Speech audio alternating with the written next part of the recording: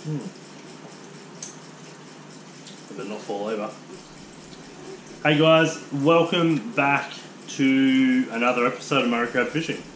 Today, I am going to be... Sorry, I should be paying attention to you. Today, I'm going to be answering your questions from a video I did not long ago called Q&A, What Do You Want to Know? We've had quite a few questions sent in.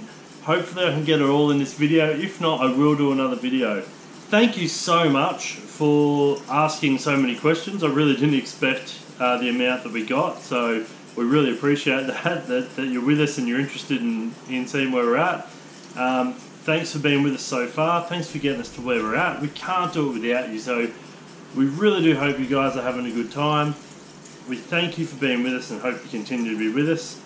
If you are watching this and you haven't subscribed already, why not do it? It doesn't cost you anything, but it really helps us out, and you might see something that you enjoy, that's entertaining, or might even be really helpful. We give away a few tips. Let's get into answering your questions. Now, I'm going to blank out the names. If people want to comment below and say that was their question or thank us for answering it, that's fine. Some people might feel that their question, they don't want the public to know that it was them, but anyway, just to keep it easier, I'm going to put the question up on the screen, here, and there's not really anywhere else, so from here to here, I'll put the question up so you guys can all see that I'm not making it up, but I will have the names of people blanked out. So the first question is, what is my top 3 favourite freshwater to eat?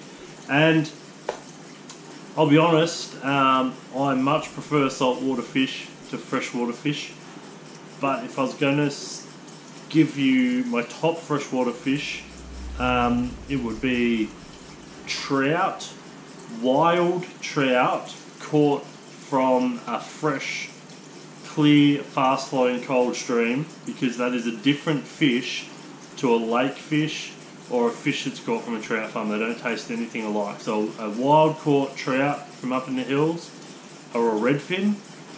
Other than that, I'm not huge on freshwater fish. So it says top 3. I'll give you my top 2. Other than that, I really don't eat much freshwater fish. So thank you very much. This person was curious about the rainfall in the river system, and they'd like to know how long it takes for the rivers to recover back to a decent clarity after rainfall. So that's a really good question, and sadly that answer is very locational. So here in the northeast area, Ovens River, King River area, if we get 50 mil of rain tomorrow, all of the rivers will rise and be dirty and fast and have a temperature fluctuation. From Moreau to William Hovell, that water will clear way quicker than the water that is from Oxley to Wangaratta. So out at the topper end of the King River and further up the Ovens River, up Bright and Myrtleford Way, the water clears a lot quicker, and because it's a higher altitude, it's a different substrate. It's more gravelly and less muddy. The water sort of gets a bit filtered through the gravel, as well as flows a lot quicker. When the rivers meet at Wangaratta and from there to Bundalong, the Ovens River is a much bigger, deeper and slower river. So the sediment holds into those areas much longer, and it's actually rather a big difference. So say downstream from Wangaratta, after 50 mils of rain, could take 2 to 3 weeks before its clarity improves, even more if it's real muddy and bad. Whereas the King River and Upper King River and Upper Ovens River could potentially be clearing and have a good clarity within 4 days. So it really does depend on the area you're in and the water flow and the substrate. Hopefully I've helped a little bit, because you should be able to sort of determine a little bit from where you're at. But yeah, there's a lot of variables in that question. My personal best cod. My personal best Murray cod is 79 centimetres, and I've been stuck at 79 centimetres forever. I can catch fish. Apparently I just can't catch big fish. The funny thing is, my personal best trout cod is 76 centimetres. And for a trout cod, that is rather big, and it's really close to my PB Murray cod. So, they're my personal best. My favourite beer. Now, sadly, I stopped having gluten not long ago, which really limits my choices for beer. O'Brien's makes a really good gluten-free pale ale. It's delicious, so even if you're not gluten-free, give it a go. It tastes great. But personally, I'm a spirits person anyway, so this is Canadian Club and Sarsaparilla.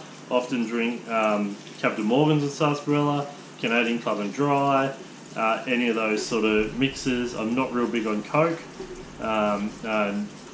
Captain Morgan's and lemonade with a slice of lemon, that's one you should get into as well. So yeah, my favourite beer is spirits. How to rig large plastics. Now I'm going to give a quick sample of this. Right, so you've got your jig head and your plastic. You can rig that. I'm not going to actually rig this because it's Tegan's and she'd kill me. But you can rig that standard, straight down, so that it sits like that. And that'll actually perform rather well in the water. You do happen to miss a little hookups because the grab's here. What a really good way to do it is to buy some single hooks for some stingers and mark this point here where the hook comes out, so put a dot and thread a hook, just a standard hook, into that point and down like a jig head, so the eyelet ends up in the bottom there, and then when you thread your jig head you actually put it through the eyelet and you'll end up with a hook there plus your hook there, right? So you hook up better. But the other way to do it is with one of these. Now this is, you have to forgive me, I couldn't find one. It's a coil toe point. I couldn't find a toe point, so I just made this one, so it's a bit rough. Now what you do with this is you take that centre peg and you line that into the front and you twist the toe point into the plastic. It's pretty straightforward, pretty easy, I should say. Now you leave it that way. Alright, you thread your line through there and then you tie your line to a treble and you put your treble underneath back here somewhere and your line will pull off the treble and then through this point, right? So it makes it almost a line through fish, and when a fish hooks up it'll pull that treble out, your plastic will slide down and away from the fish and won't get damaged. So they're the two ways I would suggest, with a curl in toe point like that, or with a jig head and a stinger hook. You could fish it with that, and if you get a good sized fish, that's not a problem, just like that, because they'll get that in their gob well and truly. But smaller fish, you'll miss a little hookups because they'll miss the hooks. So that's my recommendations for larger soft plastics. What is my best and most memorable moment since starting Murray crab fishing? Now I struggle to answer this. Most of my most memorable parts of Murray crab fishing are anything with Tegan, anything with the boys. So family time fishing, bass fishing with Tegan and the kayaks was incredible. Just being able to do that together and share in something with equal passion, and her excitement over catching her first bass. I suppose that was one of the most memorable moments, sort of explaining to Tegan how to catch bass and her getting onto her first bass. So most of my memorable moments are with the family since starting Murray Crab Fishing are doing our first merch order, like shirts, head socks and stubby holders, and we've got hats coming and decals coming, and having people buy them, that was probably one up there with one of the best moments. So yeah, we've had a lot. We've had a lot of good moments. It's been a good ride, and it's only getting better, and it's all thanks to you guys. So thanks so much for your support. We couldn't do it without you. More tips on beating the heat in a kayak, other than doing circles with a motor. If you've got a motor on your kayak, you're cheating, right? Keeping cool in your kayak, stick to the shade. If there's no shade, you're out of options. Yeah. This clip here from Pirates of the Caribbean, that's a great idea. Give that a whirl. Other than that, I should have merch here. Head socks. We sell head socks on our website. You should get a head sock. Buy a head sock. On a hot day, wet your head sock and put it on wet. It'll wrap the water around you, and it cools you down. It makes a big difference. You can also put them up over your nose and your ears. It's way more effective than sunscreen for SunSmart. As soon as it starts to dry, you get warm, rip it off, wet it, put it back on. It's really, really good. It makes a big difference. So that's probably the number one tip for beating the heat is wetting a head sock. Buying a head sock from our website and wetting it when you're out fishing. Fresh or saltwater fishing, bass or cod. Well, if I picked bass or cod, wouldn't I be freshwater fishing?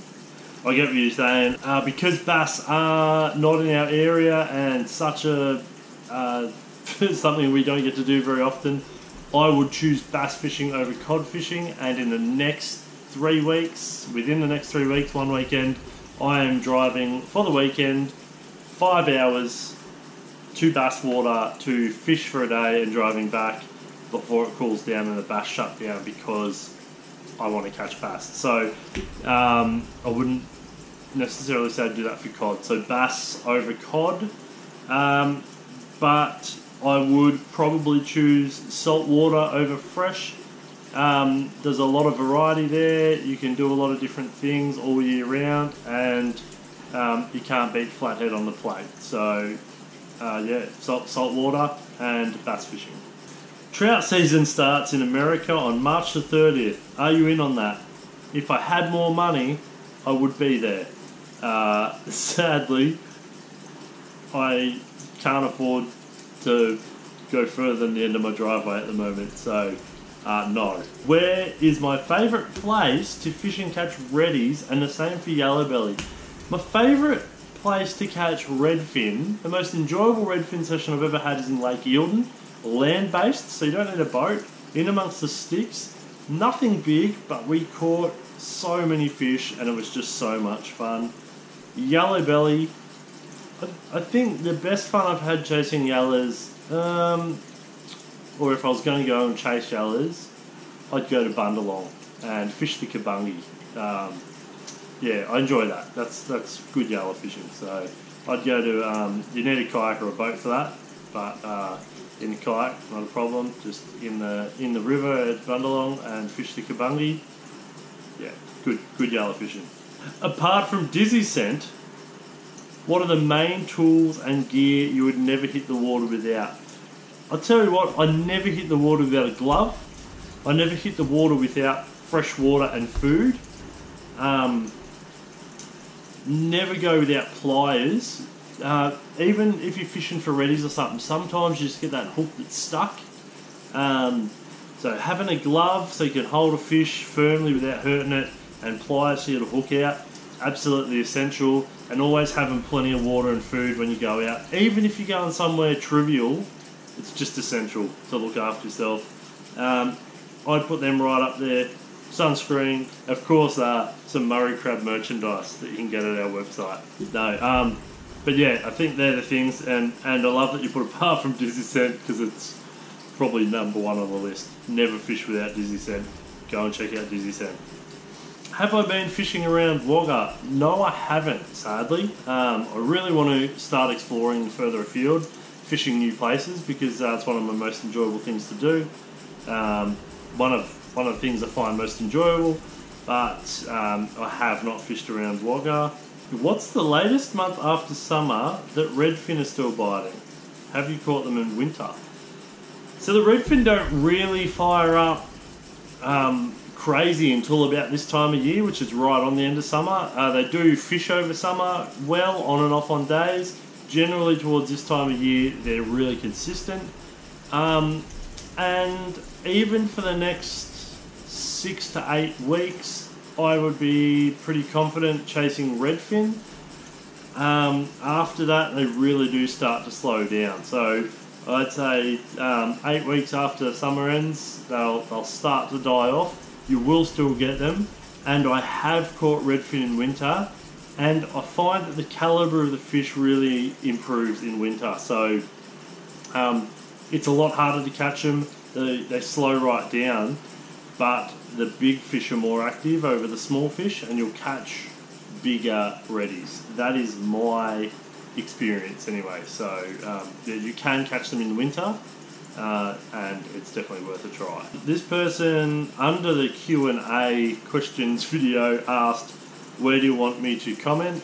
Under that video, mate. That's, if you put it under there, I'll answer it. So awesome. When did I make my YouTube channel? I made it about 2.5 years ago, and when I made it, it was just for me to put together little clips of our fishing adventures so that I could look back on them.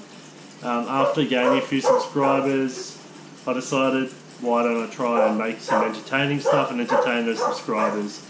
That was about 1.5 years ago, so I'd say seriously started YouTube about 1.5 years ago. What's your cod fishing like over Easter in northeast Victoria? It's, I'm going to say good. It's not active, it doesn't fire real hard, but similar to the redfin, the fish sizes are improving, and you can still expect to catch a few fish. This season's been really odd. The weather has been up and down and all over the shop, and it's made the fish come on and off. But in general, over Easter, you can expect to catch fish, and the size of those fish is improving in the cold. Right into winter, the fishing will slow, but the fish will get bigger. So yeah, it's good if you're looking at heading to northeast Victoria. Yeah, bring your rods and have a flick over Easter. How did we find out about the Cato carnages for cod? We literally saw them in the tackle shop.